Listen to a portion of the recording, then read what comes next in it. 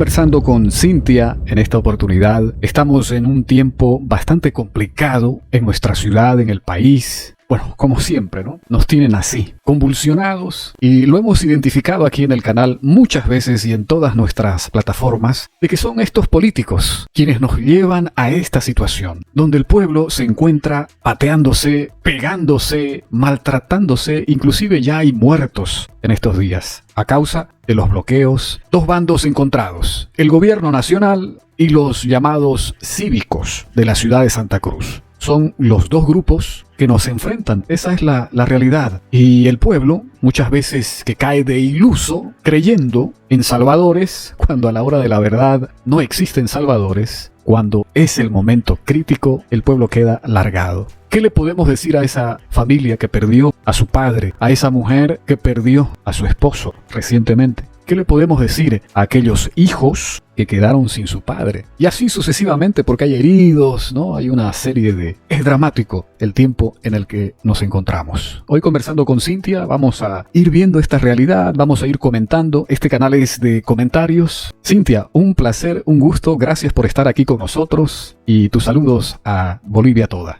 Muchas gracias por la invitación. Saludar a todas las personas que escuchan, a toda Bolivia, a todos los bolivianos y bolivianas, que somos hermanos al final, ¿no? Todos somos compatriotas. Pienso que hasta en estos conflictos que hay en estos días podemos sentir como en la población polarizada por estos conflictos, a algunos les duele la muerte de alguien, a otros no les duele, ¿no? A algunos les pesa más, a otros les pesa menos. Los golpes que alguien pueda recibir, el perjuicio que alguien pueda recibir, nos importa más o menos dependiendo de qué lado está. A eso pareciera que pasa en la población. Entonces ahí es donde vemos justamente que estamos en una sociedad o en un momento polarizado, ¿no? Y que lamentablemente se da así. A veces incluso sentimos que como que perdemos el derecho a opinar en ciertos lugares, en ciertos momentos. Puedo decirle, digamos, que a veces incluso para opinar busco espacios donde no haya gente, ¿no? Donde no estén identificándome o alguna cosa, porque por la experiencia de situaciones pasadas, en estas situaciones, por ejemplo, de paros, de bloqueos obligados, de puntos de bloqueo, que algunos son más o menos hostiles, la gente que está bloqueando son más o menos educados, más o menos intransigentes,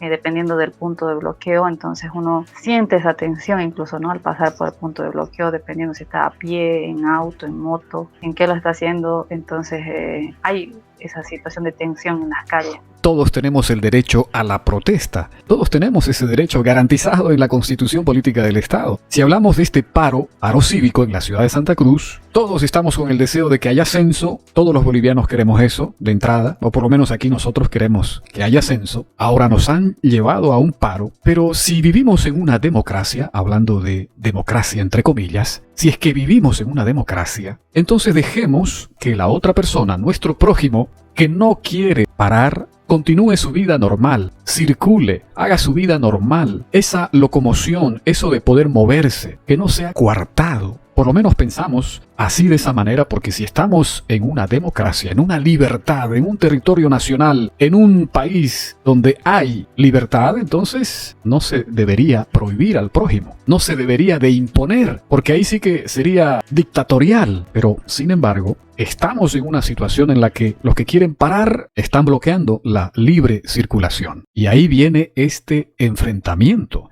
Ahí viene este conflicto entre ciudadanos, entre vecinos. Nos estamos pegando, nos estamos maltratando. Entonces eso es lo que queremos dejar claro. Si alguien quiere parar, es su derecho, pues para, simplemente, no va al trabajo, no trabaja, no va a su fuente de empleo, se queda en casa y el que quiere sale. Entonces no podemos estar bloqueándole a otra persona a que pueda moverse y hacer sus actividades. Así es, porque justamente esto lo llaman paro cívico, ¿no? Entonces se supone que un paro cívico es la manifestación justamente de toda una población, puede ser un municipio, puede ser, no importa la superficie, digamos, o la región en la que se haga, pero se supone que es un acto espontáneo de la población de ese lugar, donde todos se suman a una causa que es mayoritaria y que donde no hay que obligar a nadie a hacer algo, sino que es una lucha que nace sin amedrentamiento, sin obligaciones, sin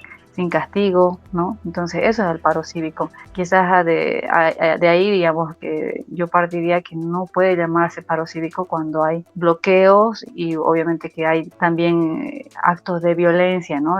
Ahora es primera vez lo que se realizan dos cabildos, uno para decir sí a algo y otro para decir no a eso mismo, ¿no? Sí. Entonces, han habido dos cabildos, yo la verdad que ni sé ni cómo hacen el conteo, han habido críticas incluso de algunos periodistas al conteo de personas, que ya parecía, me hacía recuerdo al Teletón que hacían, ¿no? Cuando van diciendo ya hemos recibido tanta plata y ahora son 800.000 y 1.000.000 y no sé qué. Cada uno tiene también diferentes maneras de organizar ese tipo de eventos y cada uno menosprecia también, ¿no? al otro evento, que nosotros éramos más, que otros eran menos, entonces. Pero lo cierto es que siempre hay personas afectadas. Desde mi punto de vista, todos los paros cívicos, entre comillas, que ha convocado el Comité Cívico Interinstitucional en estos últimos años, solamente han afectado a un sector de la población. Y ese sector de la población siempre se lo veía, yo siempre lo he visto, digamos, llorando en videos que no se ven en prensa, sino se ven solamente a través de las redes sociales, porque no tienen dinero. Estos últimos, por ejemplo, salió un video donde un taxista, ¿no? Llorando porque le habían robado la renta del día en medio de este paro y se golpeaba con otro, ¿no? Que le decía, veo vos para qué peleas, y el otro decía, vos vas a responder, y se fueron a los puños y todo eso, ¿no? En medio del llanto, el taxista. Entonces ahí circulan obviamente varios tipos de denuncias de las ambulancias, de que no dejan pasar o que no tienen consideración. Yo misma he visto, por ejemplo, le comento, tuve la oportunidad de ir el sábado